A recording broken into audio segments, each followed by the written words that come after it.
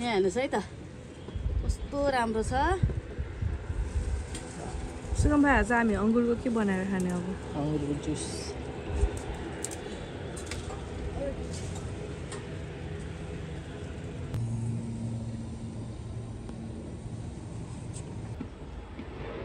साथीहरू हेर्नुहोस् है त यो चाहिँ सिडलेस अङ्गुर है। हेरेर त यत्रो झुप्पो पनि कस्तो हेभी।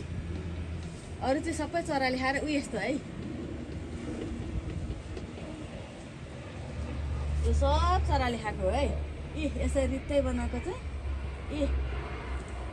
यो चाहिँ नखाएको।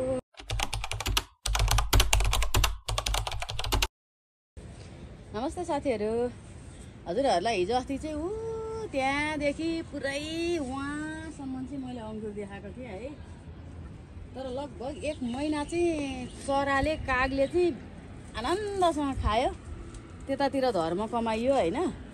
यहाँ हेर्नुहोस् है त यो झुप्पा त हामीले थ्याक्न नसक्ने झुप्पा फलेको थियो। अब मान्छेलाई हेर्दा गफ लागेको जस्तो है। यो सिडलेस अङ्गुर हो है साथीहरू। कस्तो काटिने यो सिडलेस अङ्गुर होइन। यो एकदमै ठुलो झुप्पा थियो। यस्तो त चराले सबै खाएको, आधीभन्दा बढी चाहिँ चराले खायो। अब ठिकै छ, उसको पनि कमाइ छैन भनेर छोड्ने। अब के चाहिँ गर्नु त अब। अनि अब चाहिँ अन्तिम दिन भनेर चाहिँ मैले भिडियो बनाएको। पाक्न चाहिँ अहिले चाहिँ पाकेछ मजासँग। यति गुलियो छ नि, यति गुलियो छ है। पाक्न पायो भने त यो त सबै झऱ्यो क्या। कस्तो अप्ठ्यारो बनाउँछ तेरिका बर्बाद भइगयो नि। यहाँ हेर्नुहोस् है त एकदम ठुल्ठुलो झुप्पा थियो पहिला, त्यो टिपी पनि सक्यो। अनि अब यो चाहिँ एकदमै पाकेको अवस्था छ है यो अङ्गुर चाहिँ। अनि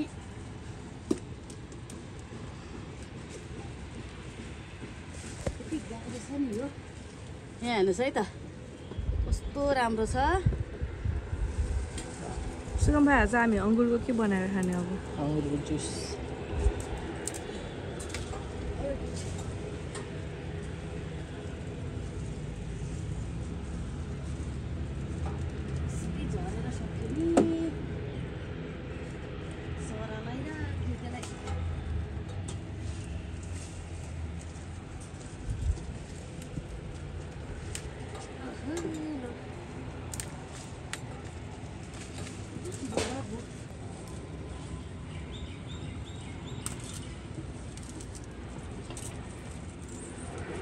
अल्झेर फल्यो हो, निकाल्नै सकिएन क्या।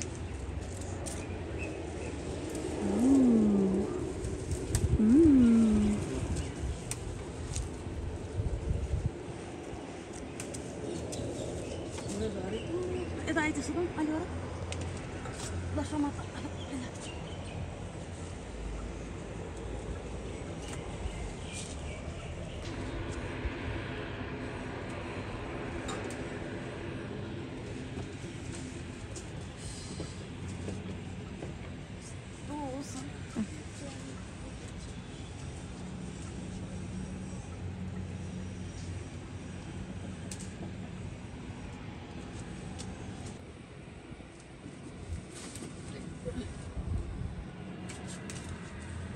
कस्तो चराले नभेरेर त यत्रो झुप्पो पनि कस्तो हेभी।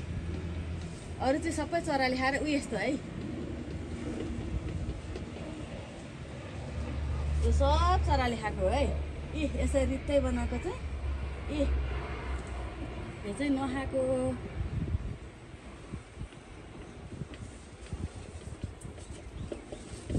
लास्टै भयो, लगे त सक्यो होला।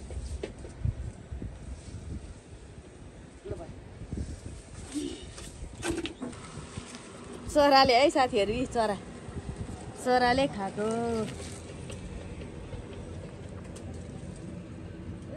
झुप्पै त कति टिपेर पल्लो घरको खानातिर भेटाएको रे झुप्पा त है त।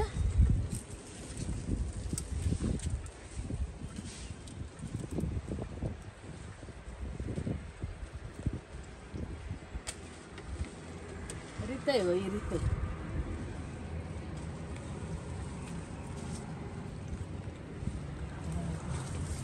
यो चाहिँ एकदमै पाक्नलाई ठिक्क चाहिँ यो असारको दोस्रो हप्ता अथवा पहिलो हप्ता, यो आज 6 गते हो के अरे 5 गते होइन। यो एकदमै पाकेको छ है, एकदमै राम्रो भएर पाकेको छ। यति रसिलो छ है, यसमा दाना छैन, यस्तो रसिलो छ है।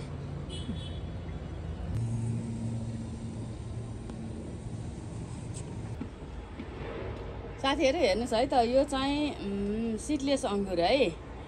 अनि कति ठाउँ छ भन्दाखेरि त्यो बोटले जति जरा गाडेको छ त्योभन्दा केही ठाउँ चाहिँदैन। त्यहाँ पल्ला छेउबाट यहाँ हेर्नुहुन्छ है त। अब हजुरहरूले अस्ति यो वार पारै यहाँदेखि वहाँसम्म हजुरहरूले देख्नुभएको हो होइन। अनि यो चाहिँ अहिले चाहिँ बढी पाकेर झरेछ पनि, त्यहाँमाथि सबै चराले खाएको हो। यो एकैचोटि टिप्ने हो भने अब खोइ कसरी अड्कल गर्नु, 20 किलोभन्दा बढी थियो। तर एकैचोटि टिप्न पाइएन, किनभने चराले जेठको सुरुदेखि नै खाएको।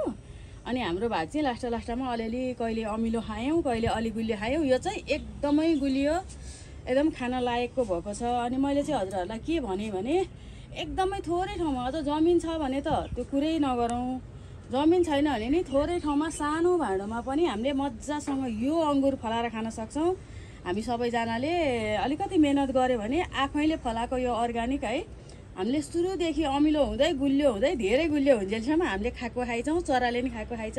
यताउता साथीभाइ इष्टमित्रहरूलाई पनि धेरैलाई चखायौँ, धेर थोर होइन। त्यसरी चाहिँ पुगिरहेको छ होइन। यो चिज चाहिँ मलाई यो कौसीमा असाध्यै रमाइलो लागेको चिज है। यो चिज चाहिँ सबैजनाले रोपेर खाउँ भनेर पनि मैले यसो देखाएको है त। अब बाँडेर खान नसके नि रोपेर खान सकिन्छ है भनेर चाहिँ मैले हजुरहरूलाई देखाएको है त। धन्यवाद।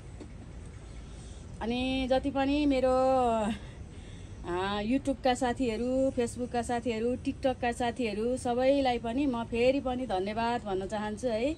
हजुरहरूको साथ सपोर्ट मलाई धेरै छ, मलाई आशा भरोसा पनि छ है।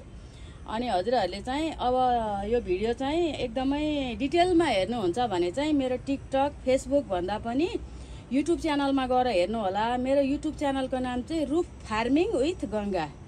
यो च्यानललाई चाहिँ हजुरहरूले सब्सक्राइब गर्नु होला, सेयर गर्नु होला, लाइक कमेन्ट गर्नु होला। मेरो त्यसमा चाहिँ विशुद्ध तरकारी मात्रै छ है, कौसी खेतीको मात्रै छ। अनि यसो हेरेर साथ सहयोग गरिदिनु होला। यस्तो भिडियोहरू म लिएर आइरहनेछु। धन्यवाद।